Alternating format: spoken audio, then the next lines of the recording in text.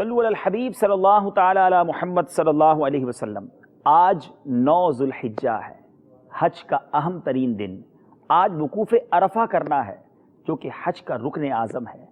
فجر کی نماز منا میں ادا کی ہے، ذکر و درود میں اپنا وقت صرف کیجیے، اور جب مسجد خیف کے سامنے کوہ صبیرہ پر سورج چمکے، اب دھڑکتے دل کے ساتھ لبیک پڑھتے ہوئے، اپنے گناہوں کو یاد کرتے ہوئے، مغفرت کے وعدوں پر یقین رکھتے ہوئے عرفات کی طرف چلیے۔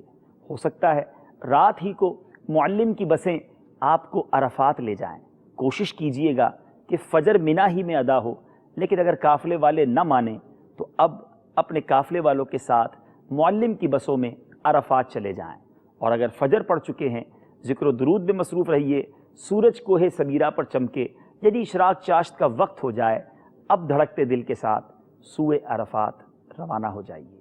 لبیک اللہم لبیک لبیک لا شریک لک لبیک ان الحمد والنعمت لک والملک لا شریک لک۔ اے اللہ، دور دور سے یہ مسافر تیرے دربار میں ہاتھ اٹھائے حاضر ہیں۔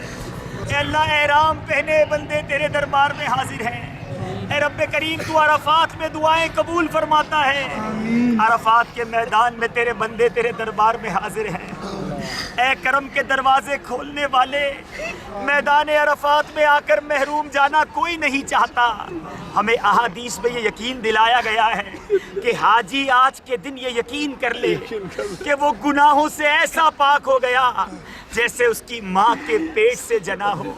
اے رب کریم، ہمیں اس حدیث پاک کا ثمرہ عطا فرما، ہمیں اس حدیث پاک کی برکت عطا فرما، ہمارے سارے گناہوں کو بھی معاف فرما دے۔ اے اللہ، تیری قسم، عرفات آنے کا یہی مقصد ہے کہ اتنے گناہ ہیں، کوئی سبیل نظر نہیں آتی تھی مولا کہ یہ گناہ معاف کیسے ہوں گے۔ اے اللہ، عرفات آئے ہیں کہ یہاں حاجیوں سے گناہ معاف کرنے کا وعدہ ہے۔ اے رب کریم، یقیناً لاکھوں بخشے گئے ہوں گے، تجھے بخشے ہوئوں کا واسطہ ہماری بخشش بھی فرما دے۔